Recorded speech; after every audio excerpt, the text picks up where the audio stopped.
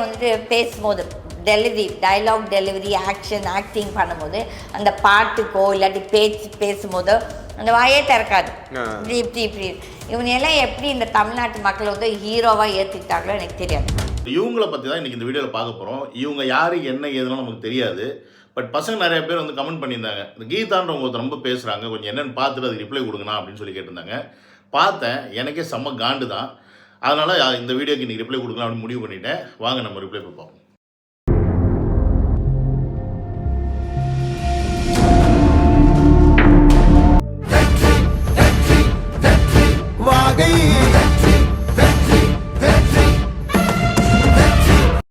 Welcome to Vijay stock and welcome to another video. நண்பீஸ் எப்படி இருக்கீங்க? பொதுவாக நம்ம ரிப்ளை வீடியோ கொடுக்கறதுக்கு முன்னாடி அவங்க யார் என்ன ஏதுன்னெலாம் பெருசாக பார்க்க மாட்டோம். ஏன்னு கேட்டிங்கன்னா, அவங்க ஜேர்னலிஸ்ட்டுன்ற பேரில் உட்காந்து ரிப்ளை கொடுத்துட்டு போய் நம்ம அவங்களுக்கு போட்டுருவோம். பட் லேடிஸ் அவங்க வந்து ஒரு இன்டர்வியூ கொடுக்குறாங்க அப்படின்னா அவங்க யார் என்ன கட்சியில் இருக்காங்களா இல்லை அவங்களோட பின்புலம் என்ன அப்படின்ற சில விஷயத்தை நம்ம வந்து பார்த்துட்டு தான் நான் ரிப்ளை கொடுப்பேன். ஏன்னு கேட்டிங்கன்னா, லாஸ்ட் டைம் நான் வந்து அந்த டாக்டர் ஷர்மிளா அப்படின்னு சொல்லிட்டு ஒரு வீடியோ போட்டிருந்தேன். அவங்களுக்கு வந்து நம்ம கொஞ்சம் இத்தனைக்கும் மதிமரியாதை கொடுத்து தான் பேசியிருந்தோம். பட் இருந்தாலும் கொஞ்சம் கலாய்க்கிற ரீதியில் நிறையா கிளிப்பிங்ஸ்லாம் ஆட் பண்ணி நம்ம போட்டிருந்தனால நம்ம தம்பி தங்கிகள் ஆனால் நம்ம அவங்களுக்கு திறந்தாழ்ந்து போக வேண்டாம், அது ஒரு பொண்ணாக இருக்கிறாங்க, கொஞ்சம் டீசெண்டாக வந்து நம்ம பேசுவோம் அப்படின்னு சொன்னனால நான் அந்த வீடியோ வந்து டெலீட் பண்ணேன். ஸோ நமக்கு அந்த கெப்பாசிட்டி இருக்குது, நம்ம தப்புனா அதை மாற்றிக்கணும். ஓகேங்களா? ஏன்னா தமிழக வெற்றி கழகம் ஆரம்பிச்சப்போ இக்கு போடலைன்னு ஒன்று கம்ப்ளைண்ட் வச்சாங்க. தளபதி அதை மாற்றிக்கிட்டார் இல்லை. ஸோ நம்ம தளபதியை அதை மாற்றிக்கும் போது நம்ம ஒரு தப்பு தெரியாமல் பண்ணுறோம் அப்படின்னா அதை மாற்றிக்கிறது தப்பு கிடையாது. அப்படி ஒரு விஷயந்தான் இப்போ இவங்க விஷயத்துலேயும் நான் வந்து பார்க்குறேன். எப்படின்னு பார்த்தீங்கன்னா, இவங்க யார் ஃபஸ்ட்டு ஜென்ரலாக பார்த்தா ஜெயலலிதா அவங்களுடைய ஃப்ரெண்டு. ஆனால் உள்ளே போய் நான் பார்த்தா இவங்க ஒரு காலேஜோடைய சேர்மனாக இருக்கிறாங்க கோயம்புத்தூரில். நல்லா படிச்சிருக்காங்க, எம்ஃபில் வரைக்கும் படிச்சிருக்காங்க, லா படிச்சிருக்காங்க. அதுக்கப்புறம் பார்த்தீங்கன்னா வந்து சேரிட்டபிள் ட்ரஸ்ட்டோட சேர்மனாக இருக்காங்க, ட்ரஸ்ட்டு வச்சு நடத்துகிறாங்க. 100 குழந்தைகளுக்கு வந்து மேலே ஃப்ரீயாக வந்து எஜுகேஷன் கொடுத்துருக்காங்க. ஸோ இப்படி மிக படிப்பு வாய்ந்த அந்த உதவி செய்கிற உள்ள ஒருத்தவங்க இவ்வளோ கேவலமாக இறங்கி பேச முடியுமா அப்படின்ற கேள்வி எனக்குள்ளே வருது. ஃபர்ஸ்ட் ஆஃப் ஆல் ஏன்னு கேட்டிங்கன்னா, படித்தவன் படிக்காதவன்ற டிஃப்ரென்ஸ் இருக்குது. எப்பவுமே படிக்காதவன் தான் வந்து தற்கொலையாக பேசுவான், படிக்காதவன் தான் வந்து மயனம் கெட்ட வார்த்தை பேசுவான், அடுத்தவனை மரியாதை இல்லாமல் பேசுவான் அப்படின்றத நம்ம பார்ப்போம், கேட்டிருக்கோம். பட் இப்போ இருக்கிற காலகட்டத்தில் படித்தவங்களும் பதவியில் இருக்கவங்க தான் அடுத்தவனை வந்து தரகுறையாகவும் மட்டமாகவும் அசிங்கப்படுத்துகிறதாகவும் பேசுகிறாங்க. ஸோ இவங்களுக்கு எப்படி அந்த ஒரு எண்ணம் வருது? ஏன்னு கேட்டிங்கன்னா, இவங்களோட வயசு கிட்டத்தட்ட ஒரு 60+, புரியுதுங்களா? ஸோ 60+ல் இருக்க ஒரு லேடி, ஒரு நல்ல ஹை ப்ரொஃபைலில் இருக்கவங்க ஒருத்தவங்க எப்படி மற்றவங்களை நீ ஒரு தடவை விமர்சிக்கும் போது இவ்வளோ தரக்குறைவாக மரியாதை இல்லாமல் எப்படி உங்களால் விமர்சிக்க முடியுது? இதனால் உங்களுக்கு கிடைக்கக்கூடிய ஆதாயம் என்ன அப்படின்ற கேள்வி பார்த்தா எண்ட் ஆஃப் தி டே உங்களுக்கு ஒரு ஆதாயம் கிடைக்க போகிறது கிடையாது. ஏன்னா நீங்கள் இருக்கிறதோ ஒரு ஜனதான்ற ஏதோ ஒரு பார்ட்டியில் இருக்காங்க போல இருக்குது. அதுக்கு தமிழ்நாட்டுக்கு என்ன சம்மந்தம் கூட தெரியாது. தமிழ்நாட்டில் அட்லீஸ்ட் ஏதாவது ஒரு பார்ட்டியில் நீங்கள் டிஎம்கேயில் இருக்கீங்க, இல்லை ஏடிஎம்கேயில் இருக்கீங்க, இல்லை பிஜேபியில் இருக்கீங்க, இல்லை சரி ஜனதா பிஜேபியில் தான் இருக்குன்னு வச்சுக்கோங்க. ஸோ அதனால் இருக்கீங்க, நீங்கள் விமர்சிக்கிறீங்கன்னா அப்படின்னா கூட பரவாயில்ல. பட் இதுக்கு இவ்வளோ தரந்தாழ்ந்த விஷயம் விமர்சிக்கிற இந்த லேடியை நம்ம என்னன்னு சொல்ல முடியும்? ஏன்னா 60+ல் இருக்காங்க. பட் இருந்தாலும் அவங்க வச்ச சில பாயிண்ட்ஸ் இருக்குது, அதுக்கு நம்ம பதில் பேசுவோம். விஜய் வந்துட்டு பேசும்போது டயலாக் டெலிவரி ஆக்டிங் பண்ணும்போது அந்த பாட்டுக்கோ இல்லாட்டி பேசும்போதோ அந்த வாயே திறக்காது. இப்படி இவனையெல்லாம் எப்படி இந்த தமிழ்நாட்டு மக்கள் வந்து ஹீரோவாக ஏற்றுக்கிட்டாங்களோ எனக்கு தெரியாது. அதாவது விஜய் அவர்கள் வந்து படத்தில் நடிக்கும் போதும் சரி, மற்ற இடத்துலையும் சரி, பேசும்போதே வந்து வாயே அசையாமல் பேசுவார். இவரெல்லாம் எப்படி வந்து தமிழ்நாடு மக்கள் ஹீரோவாக ஏற்றுக்கிட்டாங்க அப்படின்னு சொல்லி ஒரு கேள்வி வைக்கிறீங்க. நாங்கள் கேட்குறோம் திருப்பி. மலையாளத்துலேருந்து வந்த எம்ஜிஆர், கன்னடத்துலேருந்து வந்த ஜெயலலிதா, மராட்டியத்துலேருந்து வந்த ரஜினிகாந்த், இவங்களையே தமிழ்நாட்டு மக்கள் நடிகராக ஏற்றுக்கிட்ட போது தளபதி ஏற்றுக்கிறதுல என்ன தவறு இருக்குது? அதுதான் இங்கே கேள்வி. ஏன்னா இவர்களுக்கு அடுத்த ஸ்டேட்லேருந்து யார் வந்தாலும் அவங்க வந்து நடிகர்கள். ஆனால் தமிழ்நாட்டில் ஒரு மக்கள் கொண்டாட ஒரு தமிழ்னா ஒரு தமிழ் மக்கள் கொண்டாட ஆரம்பிச்சிட்டாங்கன்னா இவனை இப்படி ஏற்றுக்கிட்டாங்க, இவனை இப்படி கொண்டாடுறாங்க, தமிழ் மக்களுக்கு அறிவு இல்லையா, அவங்க முட்டாளு. ஏன்னா இந்த அம்மாவே முதல்ல தமிழ் கிடையாது. ஏன்னா இந்த அம்மாவும் வந்து கர்நாடகா பையங்களி தான். ஏன்னா ஜெயலலிதாவோட க்ளோஸ் ஃப்ரெண்டு. நீங்களே முதல்ல தமிழ்நாட்டில் படிக்க வந்த ஒருத்தவங்களாலேயே இங்கே தமிழ்நாட்டில் பிறந்தவங்க. ஏன்னா இவங்களை தேடி பார்த்த வரைக்கும் இவங்களுடைய பேக்ட்ராப் எதுவுமே கிடையாது. இவங்க யார் என்ன எங்கே இருந்து வந்திருக்காங்க, இவங்களுடைய இவங்க படித்தது கோயம்புத்தூர், என்ன படிச்சிருக்காங்கன்னு மட்டும்தான் இருக்க ஒழிய மற்றபடி வேறு எதுவுமே கிடையாது. அப்படின்னும் போது யாருன்னே அடையாளம் தெரியாத நீ எல்லாம் உட்காந்து தளபதி பற்றி பேசுகிற அப்படின்னும் போது அதுக்கு நம்ம ரிப்ளை வீடியோ போடணும்னு நினைக்கும் போது எனக்கே வெக்கமாக தான் இருக்குது. வேறு வழி இல்லை, பசங்க கேடு தொலைஞ்சிட்டாங்களும் போட்டுக்கிட்டு இருக்கோம். இந்த விஜய் வந்து அஜித் கிட்ட கத்துக்கணும் கண்டிப்பா. அப்படியே தான தர்மம் பண்ணாலும் கூட அவர் அதை பத்தி பெருமை பீத்திக்கிட்டோ எதுவுமே பண்ணல. அதில் அந்த விஷயத்தை பார்க்கும்போது அஜித் இஸ் டெஃபினெட்லி ஒரு 100 மடங்கு விஜயை விட ஒரு சிறப்பான ஒரு மனிதன். இந்த ஆள் த்ரிஷாவோடையும் கீர்த்தி சுரேஷோடையும் கூத்தடிக்கிறது. அப்புறம் என்ன சொல்கிறாங்க, கோழி முட்டி விடுற மாதிரி 100% அஜித் அவர்கள் வந்து விஜய் விட பெட்டரான பர்சனு அப்படின்ற ஒரு வார்த்தை வைக்கிறாங்க. ஏன்னா அவர் வந்து குடும்பத்தை பார்த்துக்கிறாராம், குடும்பத்தை வந்து கட்டுக்கோவை பார்க்குறாராம், எந்த பெண்களோடய வந்து பெருசாக வந்து கனெக்ட் பண்ணி பேசுறது இல்லையா. ஏன்னா இவங்க என்ன சொல்கிறாங்கன்னா, விஜய் அவர்கள் வந்து த்ரிஷாவோடையும் கீர்த்தி சுரேஷோடையும் கூத்தடிக்கிறாங்க அப்படின்ற ஒரு கருத்தை வைக்கிறீங்க. நான் கேட்குறேன், உங்கள் வயசு, அதாவது நீங்கள் படித்த படிப்புக்கு நீங்கள் கேட்டு நாசமாக போங்க, ஆனால் உங்கள் வயசுக்குன்னு ஒரு மரியாதை இருக்குல்ல, அந்த மரியாதைக்காவது ஒரு டீசன்ஸ் வேண்டுமா? உங்களுக்கு நீங்கள் போய் பார்த்தீங்களா, நீங்கள் போய் விளக்கு பிடிச்சிங்களான்னு தான் நான் கேட்கணும். த்ரிஷா கூடயும் கீர்த்தி சுரேஷ் கூடயும் தளபதி அவர்கள் இருந்தப்போ நீங்கள் விளக்கு பிடிச்சிங்களா மேடம் அப்படின்னு தான் உங்களை கேட்கணும். எதையுமே நீங்கள் பார்க்காம உங்ககிட்ட ப்ரூஃபே இல்லாமல் ஒருத்தர் மேலே அக்யூசியேஷன் வைக்கிறது எவ்வளோ பெரிய ஒரு தவறு. இந்த கேவலமான செயலை செய்கிறதுக்கு உங்களுக்கு என்ன கிடைக்க போகுது இதில் இந்த வயசில்? சரி, உங்களுக்கு அஜித்தை பிடிக்குது அப்படின்னா அஜித்தை கொண்டாடுங்க, நாங்கள் வேணான்னு சொல்லலை. ஏன் அஜித்தை உங்களுக்கு பிடிக்கும் அப்படின்னு கேட்டிங்கன்னா, அஜித்தை வந்து ஜெயலலிதா அவர்களுக்கு ரொம்ப பிடிக்கும். ஏன் ஜெயலலிதா அவர்களுக்கு அஜித்தை பிடிக்குன்னு கேட்டிங்கன்னா, ஜெயலலிதா அவர்களுக்கு இன்கேஸ் குழந்தை பிறந்திருந்தால் அஜித் மாதிரியே ஒரு பையன் இருந்திருப்பார் அந்த வயசில் அப்படின்ற ஒரு எண்ணம் அவங்களுக்கு. இது அவங்களே வந்து ஏதோ ஒரு இடத்துல சொல்லியிருக்காங்க. ஸோ அப்போ அவங்களுக்கு ஜென்ரலாகவே அஜித்தை ரொம்ப பிடிக்கும். அஜித்தை வந்து தன்னுடைய பார்ட்டியில் வந்து சேர சொல்லிலாம் கூட கேட்டிருக்காங்க. பட் அஜித் அவர்களுக்கு நமக்கு இந்த அரசியலுக்கு செட் ஆகாதுங்க, என்னை விட்டுருங்க, நான் படம் நடிச்சுக்கிறேன் அப்படின்னு சொல்லிட்டு அவராட்டுக்கு இருக்கிறார். அண்ட் அதுக்கப்புறம் அவருடைய பேஷனை நோக்கி இன்றைக்கி அவர் கார் ரேஸு அது இதுன்னு போயிட்டுருக்காரு. ஸோ அதனால் அஜித் அவர்கள் 100% வசந்தவர், இவர் பாலிடிக்ஸில் வந்துட்டார் அப்படின்றனால இவர் தாழ்ந்தவர் நீங்கள் எந்த வகையில் சொல்கிறீங்க? இவர் வேலை இந்த கீர்த்தி சுரேஷ் த்ரிஷா இதெல்லாம் சேர்த்து வச்சு சொல்கிறீங்க அப்படின்னா, அப்போ அந்த பாயிண்ட் ஆஃப் வியூவில் பார்க்கணுன்னா அஜித் அவர்களும் அந்த காலகட்டத்தில் ஹீரா அப்படின்ற ஒருத்தவங்க, அதுக்கு முன்னாடி ஒருத்தவங்க அப்படின்லாம் இருந்திருக்காரு. ஸோ அது வாலிப வயசு, அது வேறு. அப்போ எல்லாருக்குமே அந்த மாதிரி ஒரு பேக்ட்ராப் இருக்குது மேடம். அவ்வளோ ஏன் தமிழ்நாட்டில் ஜெயலலிதா அவர்களை ஏற்றுக்கிட்டதுக்கு தமிழ் மக்கள் அவங்களுடைய பின்புலத்தை பார்த்தாங்களா? அவங்களோட பின்புலத்தை பார்த்துருந்தாங்கன்னா அவங்கள சிஎம்மாக உட்கார வச்சுருப்பாங்களா, இல்லை அம்மான்னு தான் கூப்பிடுவாங்களா? சொல்லுங்கள், அம்மான்னு தான் கூப்பிடுவாங்களா? கூப்பிட மாட்டாங்க. அவங்கள சிஎம் ஆக்கி பார்த்துருக்க மாட்டாங்க. ஏன்னு கேட்டிங்கன்னா, அவங்க முறையான ஒரு கல்யாணம் பண்ணிக்கல. அவங்க எப்படி இருந்தாங்கன்னு உலகத்துக்கே தெரியும். இருந்தாலும் அவங்க ஏற்றுக்கிட்டாங்க. ஏன்னா அவங்களுடைய தனிப்பட்ட வாழ்க்கையை தமிழக மக்கள் பார்க்குறது கிடையாது. எப்பயுமே அரசியல்வாதியும் தனிப்பட்ட மக்களை, அது தனிப்பட்ட ஒரு லைஃப்பை வந்து பார்க்குறதில்ல. அப்படி பார்த்துருந்தா கலைஞர் சிஎம் ஆகிருக்க முடியாது, ஸ்டாலின் சிஎம் ஆகிருக்க முடியாது, ஜெயலலிதா சிஎம் ஆகிருக்க முடியாது, ஈவன் எம்ஜிஆரும் சிஎம் ஆகிருக்க முடியாது. காமராஜர் மட்டும்தான் இருந்திருக்கணும். புரியுதுங்களா? ஸோ அதனால் தனிப்பட்டவருடைய வாழ்க்கையை பார்க்கறது, மக்களுக்கு என்ன செய்வாங்க, அவங்க கொடுக்குற வாக்குகளை செய்கிறாங்களா இல்லையா, வாக்குறுதிகளை நிறைவேற்றுறாங்களா இல்லையா, நம்மளை நல்லா பார்த்துக்கிறாங்களா இல்லையா அப்படின்றத தான் பார்ப்பாங்களே ஒழிய அவங்களுடைய தனிப்பட்ட வாழ்க்கையை பார்ப்பதில்லை. அப்போ அதனால தான் உங்களை போல் ஆட்கள் நீங்கள் பேசும்போது உங்களுடைய தனிப்பட்ட வாழ்க்கையை நாங்கள் பார்க்குறதில்ல. இப்போ நீங்கள் உட்காந்து பேசுகிறீங்க, உங்களுடைய தனிப்பட்ட வாழ்க்கை என்னன்னு தெரியாது. உங்களுக்கு குடும்பம் இருக்கா, குட்டி இருக்கா, பையன் இருக்கானா, பொண்ணு இருக்கானா, இல்லை தனியாக இருக்கீங்களா, இத்தனை வயசு நீங்கள் தனியாக இருக்கிறதுக்கு என்ன காரணம், ஏன், எதுக்கு தெரியாது. ஸோ தனிப்பட்ட வாழ்க்கையை தமிழக மக்கள் பார்ப்பதில்லை. அதை நீங்கள் முதல்ல புரிஞ்சுக்கணும்.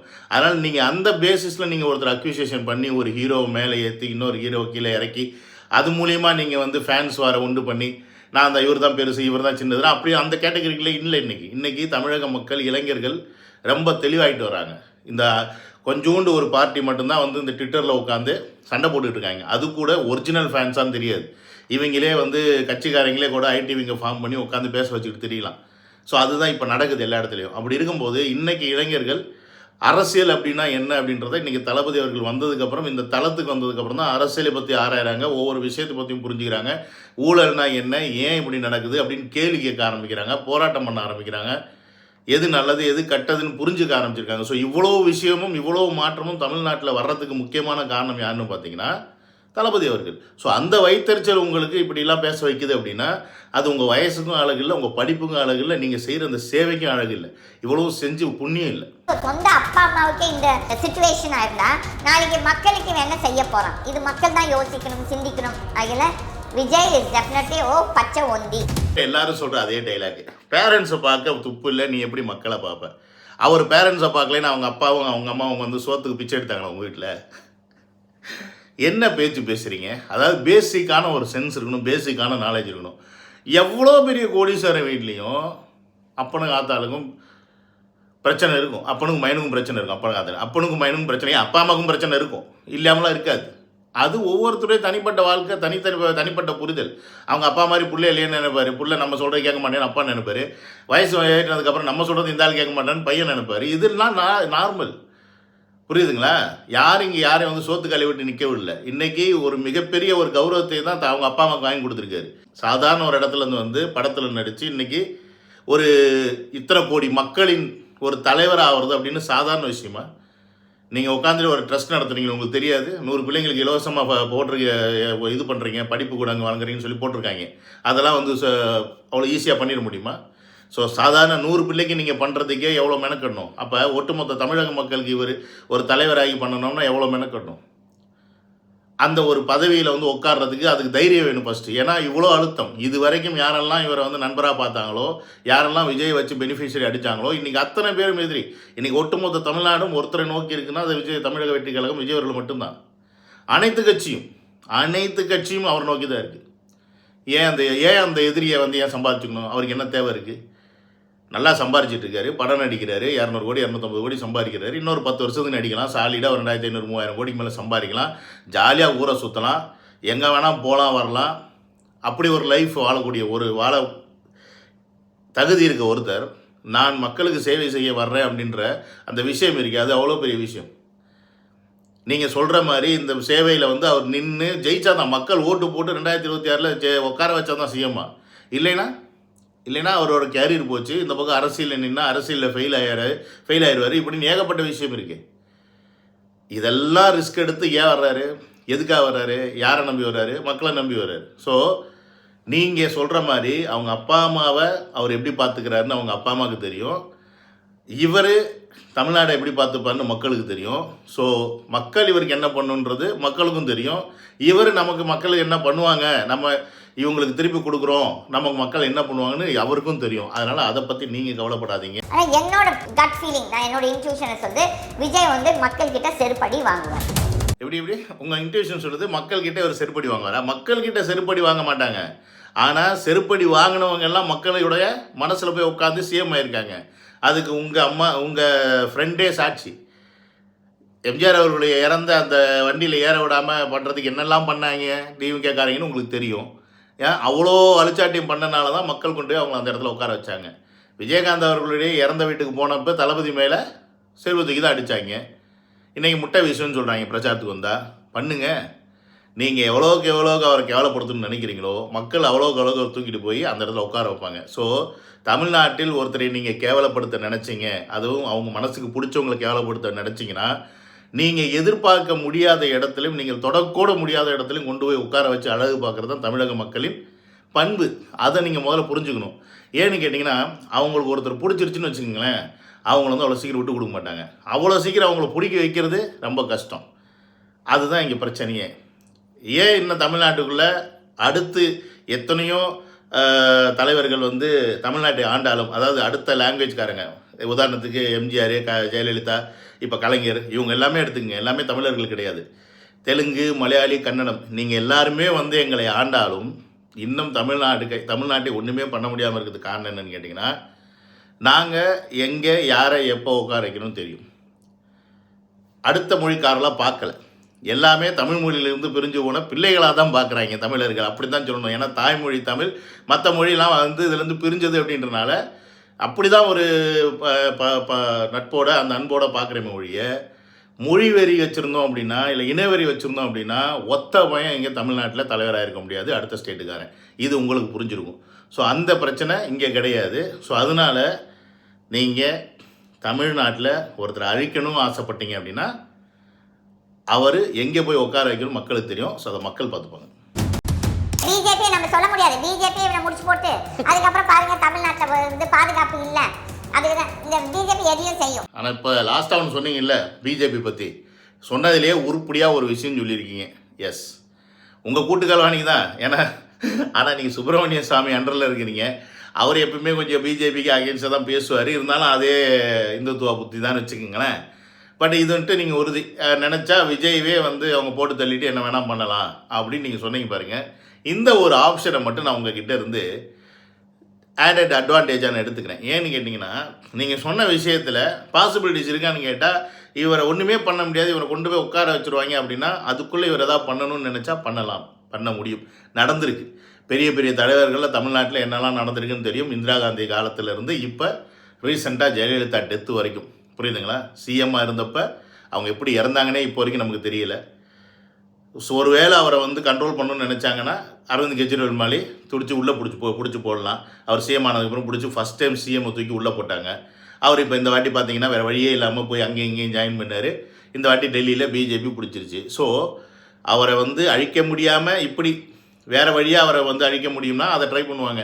அப்படி எதுவுமே முடியல, பயங்கரமாக ஆளுமையாக இருக்கான், போட்டால் மட்டும்தான் என் பிரச்சனை இல்லை தீரும் அப்படின்னா அந்த வழிக்கும் அந்த இடத்துக்கும் போகிறதுக்கு பிஜேபி மாதிரி கட்சிகள் தயங்காதுன்னு அப்படி நீங்கள் சொல்கிறீங்க பார்த்தீங்களா, அதை நான் ஏற்றுக்கிறேன்.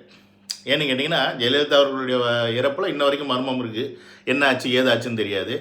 அதற்கப்புறம் அப்படி ஒரு ஆளுமையாக வந்தவர் தான் வந்து விஜயகாந்த் அவர்கள். விஜயகாந்த் அவர்கள் நல்லா இருந்தார், திடீர்னு ஏன் உடம்பு சரியில்லாமல் போச்சு, என்ன தான் ஆச்சு அவருடைய உடம்புக்குன்னு யாருக்கும் தெரியாது. கிட்டத்தட்ட 5-6 வருட காலம் அப்படி இருந்து அவரும் இறந்து போயிட்டார். அப்போ இந்த மாதிரி ஆளுமையாக தமிழ்நாட்டில் வர்றவங்க எல்லாத்தையும் அழிக்கக்கூடிய வேலையை வந்து செய்வாங்க, அதில் மாற்றுக்கிறதே கிடையாது. அப்படி ஒரு செய்கை தளபதி அவர்களுக்கு வருமானு கேட்டால் வராதுன்னு கேரண்டியாக சொல்ல முடியாது. வந்தால் என்ன பண்ணுவீங்க அப்படின்னு தான் கேள்வி. வந்தால் நீங்கள் ஒரு இடம் கொந்தளிக்கலாம். இப்போ நீங்கள் சொல்லலாம், அப்படி நடந்துச்சுன்னா தமிழ்நாட்டை நாங்கள் 2 ஆக்கிடுவோம், 4 ஆக்கிடுவோம், எல்லாம் 8 ஆக்கிடுவோம். என்ன வேணால் சொல்லுங்கள். எவ்வளோ பெரிய தலைவராக இருக்கட்டும், எவ்வளோ பேருக்கு பிடிச்சவராக இருக்கட்டும், உயிரோடு இருக்கிற வரைக்கும் தான். அவர் போயிட்டார் அப்படின்னா அந்த ஆக்ரோஷம் 1 நாள் 2 நாள் நீங்கள் வந்து போராடுவீங்க, எல்லாம் பண்ணுவீங்க. ஆனால் அதுக்குள்ளே 144 தடையை போட்டு ஒட்டுமொத்த தமிழ்நாட்டையும் தடை பண்ணிட்டாங்கன்னு வச்சுங்க, வெளில வரக்கூடாதுன்னு. கொரோனா காலகட்டம் மாதிரி நம்மளால் ஒன்றுமே பண்ண முடியாது. உடனே சரி இதை வந்து மக்கள் வந்து நம்ப வைக்க தின்னுவாங்க, ஆட்சியை கலப்பாங்க, கவர்னர் ஆட்சின்னு சொல்லுவாங்க. அடுத்த 6 மாதத்தில் ஒரு எலெக்ஷன் வரும். நம்ம என்ன ஒன்று திருப்பி ஏ இல்லைனா பி, பி இல்லைனா ஏன்னு சொல்லிவிட்டு, டிஎம்கே இல்லைனா ஏடிஎம்கே, ஏடிஎம்கே இல்லைனா டிஎம்கேன்னு சொல்லிவிட்டு ஓட்டு போட ஆரம்பிச்சிருவோம்.